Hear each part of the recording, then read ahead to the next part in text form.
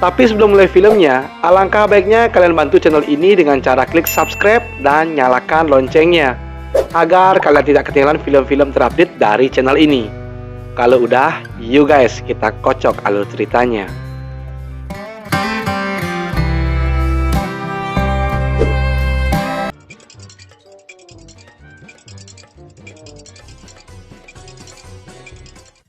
Mengisahkan seorang dosen yang bernama Pak Choi yang menjalani hubungan kumpul kebo dengan seorang mahasiswi yang bernama Mina. Terlihat, Pak Choi ini bisa dikatakan pria mesum lah. Namun di balik sifat buruknya itu, Pak Choi memiliki jiwa humoris dan rasa menolong dengan sesama yang bisa kita acungi jempol. Terlihat Pak Choi ini sangatlah agresif terhadap Mina. Namun Mina seringkali menolak ajakan Pak Choi untuk kuda-kudaan. Lanjut cerita, di kampus ternyata Mina menjadi primadona di kalangan mata laki-laki. Hingga rata-rata laki-laki di kampus itu mengincar goa terselubung milik Mina. Sesampainya di kelas, terlihat Mina cukup dekat dengan seorang teman sebangkunya yang bernama Saitong. Pak Choi yang melihat Mina berdekatan dengan Saitong tentu membuat hatinya cemburu buta dan lalu menegur Mina agar tidak berisik di dalam kelas. Lanjut cerita, Pak Choi yang penasaran mengenai kedekatan Mina dengan Saitong lalu memantau pergerakan mereka di dalam sebuah mobil. Ternyata mereka bergerak menuju kos-kosan dari Saitong. Pak Choi yang sudah diselimuti rasa cemburu buta lalu mencoba mengintimidasi Mina seakan-akan mengusir Mina dari rumah Pak Choi. Mina yang menerima pesan dari Pak Choi lalu meninggalkan Saitong dengan batang singkongnya yang sudah tegang berdiri.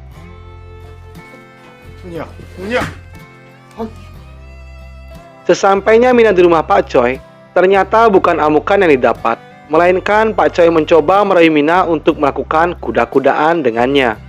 Namun lagi dan lagi, Mina menolak ajakan dari Pak Choi. Yap, dari sinilah kisah akan dimulai. Pada keesokan harinya, datanglah seorang gadis bahenol yang bernama Hansin yang akan menuju kampus itu. Tak disengaja, melintaslah di depan Pak Choi dengan para dosen lainnya.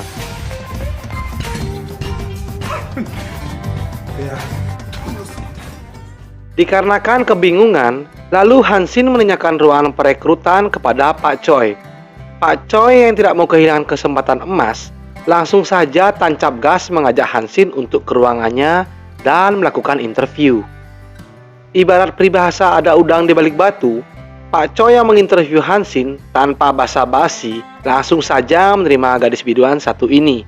Dan Pak Choi meminta agar Hansin mengikuti cara mengajar di kampus ini. Di saat Pak Choi menjelaskan pembelajaran kepada siswa dan siswinya, sempat melirik selangkangan milik Hansin yang saat itu duduk di kursi paling depan.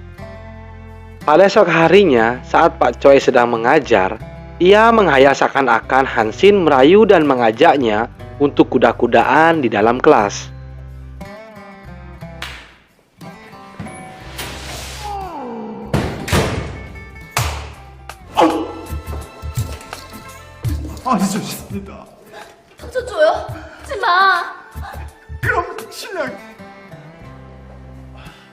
Tak sampai di situ, dikarenakan Pak Choi yang terlalu barbar, ia mencoba mengintip montaen kembar milik Hansim yang montok itu, hanya untuk memenuhi hasrat dan birahinya.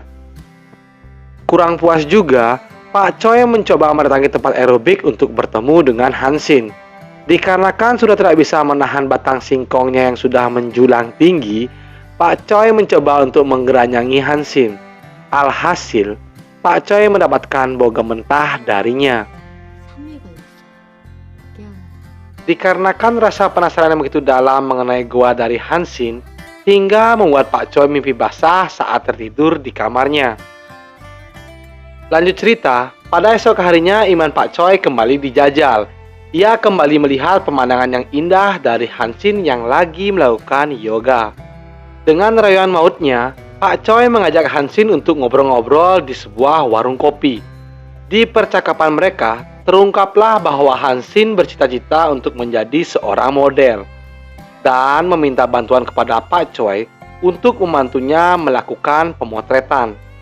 Singkat cerita, saat Pak Choi berada di ruangannya, tak diduga datanglah Mina. Mina mengatakan bahwa butuh bantuan kepada Pak Choi untuk mengerjakan tugas kampusnya. Namun apa daya, nasi sudah menjadi bubur. Saat ini Pak Choi sudah tidak menghiraukan Mina. Tak diduga, datanglah seorang guru ke ruangan Pak Choi. Di sini hampir saja terbongkar hubungan kumpul kebo mereka.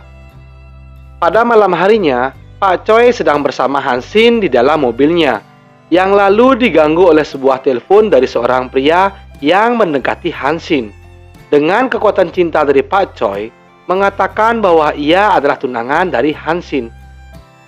Sesampainya di rumah Pak Choi, seperti biasa mereka membicarakan mengenai pemotretan itu, dan sesi foto-foto pun dimulai.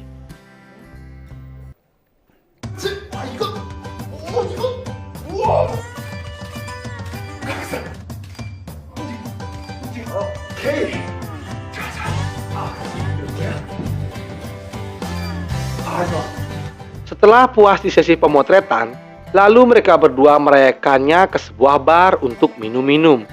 Dikarenakan Pak Choi yang sudah dimabuk cinta dan ditambah lagi mabuk minuman, lalu Pak Choi mengajak Hansin kembali ke rumahnya. Di sana Pak Choi mencoba menggeranjangi Hansin. Lagi dan lagi, Pak Choi kembali mendapat penolakan. Namun ditutup dengan ciuman manis dari Hansin.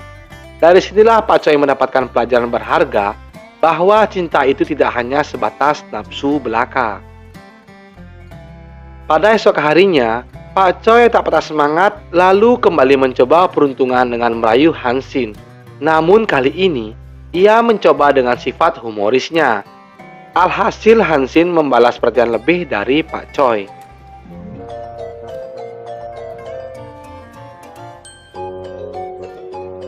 Lanjut cerita, sepulang Pak Choi dari mengajar, ternyata didatangi oleh Mina di dalam mobilnya.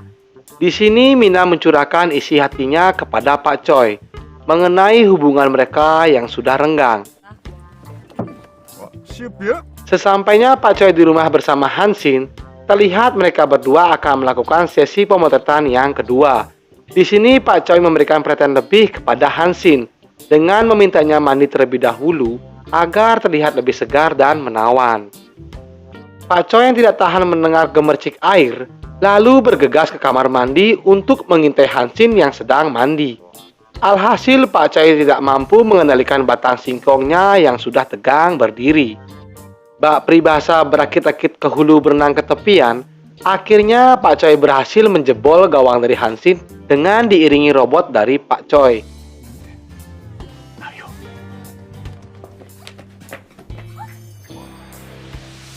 나에게 열정적인 사랑을 나눠주고 있었지. 우리 걸 사. 그럼 처음부터 다 알고 있었던 거.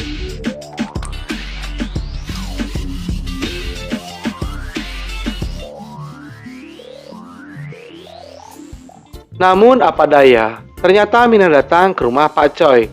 Dengan cerdiknya, Mina mematikan saklar lampu dan seketika berada di belakang Pak Choi. 해결했어. 우리 하던 거 이제 계속하면 돼. 근데요. Namun, bukannya diamu, mereka malah akur tidur bertiga di rumah itu. Sungguh nikmat sekali.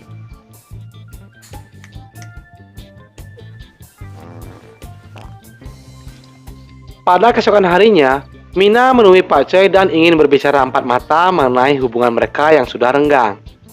Tak lama kemudian, datanglah Setong. Terlihat di sini Setong cemburu buta akan kedekatan Pak Choi dengan Mina. Yang lalu Setong dengan kepala kampus merencanakan untuk memata-matai pergerakan Pak Choi dengan Hansin dengan dibantu dua orang detektif terngetop di kota itu. Singkat cerita, detektif itu menjalankan aksinya, lalu mengikuti Pak Choi ke sebuah tempat aerobik yang sedang asik bersama Hansin.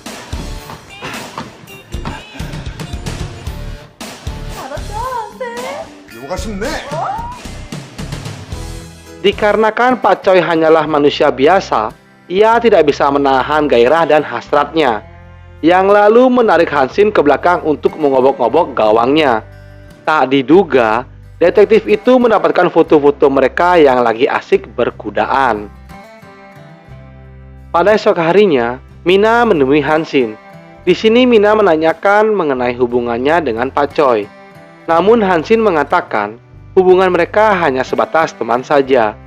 Dan lalu mereka menuju ke sebuah bar untuk melupakan masalah malam itu. Usut punya usut, ternyata Mina ini juga memiliki cita-cita sebagai model dan meminta wejangan dari Hansin.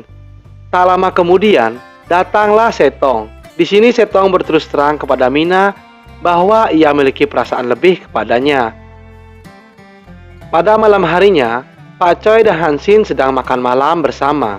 Terlihat kedua insan manusia ini sedang dilanda lautan api asmara. 만나고 당당하게 얘기하고 와. 나 이제 Lanjut cerita, ternyata Hansin janjian dengan kepala kampus. Ternyata terbongkarlah bahwa sesungguhnya kepala kampus ini memiliki perasaan lebih kepada Hansin. Namun Hansin yang sudah jatuh hati kepada Pak Choi mentah-mentah menolak perasaan dari kepala kampus itu. Di tempat lain, Pak Choi sedang bersama Mina. Di sana Mina dengan berat hati mengungkapkan ingin mengakhiri hubungan ini.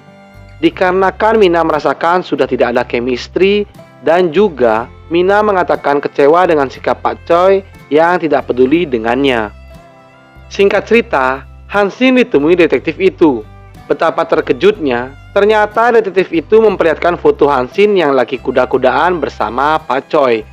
Di sini detektif itu mengatakan agar Hansin menjauhi Pak Choi dan memintanya keluar pulau untuk menemui seseorang. Jika tidak, foto-foto itu akan disebar luaskan. Pada malam harinya, Hansin yang sudah diselimuti rasa kebingungan dan ketakutan mencoba tidak menceritakan masalah ini kepada Pak Choi, dikarenakan ia tidak mau Pak Choi juga memikirkan permasalahan ini. Lanjut cerita, pada esok harinya, Pak Choi mendapatkan telepon dari Hansin yang mengatakan akan pergi keluar pulau untuk menyelesaikan permasalahan ini. Tak diduga, ternyata Pak Choi melihat Hansin berada tepat di depannya. Lalu Pak Choi mengejar Hansin dan menanyakan penyebab Hansin pergi meninggalkannya.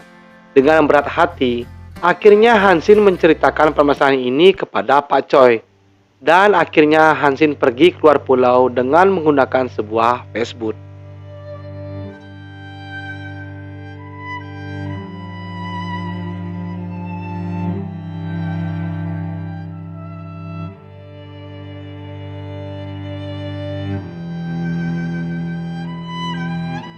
Sesampainya Hansin di seberang pulau, ternyata sudah disambut dengan seorang gadis oleh suruhan pria itu.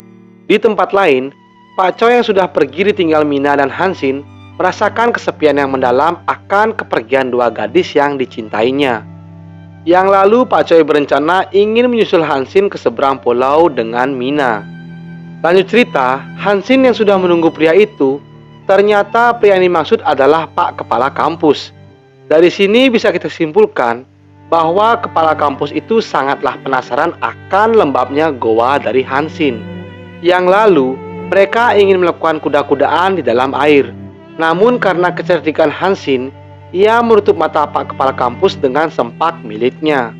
Dan lalu, posisi Hansin digantikan oleh Mina. Nah, saat itu juga, fotografer beraksi untuk mendapatkan foto seakan-akan Pak Kepala Kampus sedang kuda-kudaan dengan muridnya sendiri. Singkat cerita, Pak Choi telah berhasil menjalankan aksinya dengan membawa kabur Hansin kabur dari tempat itu. Namun, di sini Hansin menanyakan kepada Pak Choi, apakah tulus mencintainya. 미안해. 안 해. 그렇더라. 사랑해. 그 말하기가 그래. 난생 Tak lama kemudian, datanglah Mina. Dari sini terbongkarlah ternyata Hansin dan Mina bekerja sama untuk memberikan pelajaran kepada Pak Choi agar lebih menghargai arti kata saling mencintai. Yap, dari sini Pak Choi mendapatkan pelajaran berharga bagaimana rasanya kehilangan orang yang dicintai.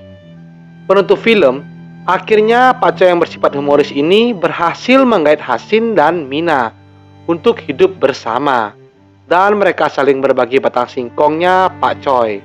Sungguh lucky boy. Lalu film pun tamat.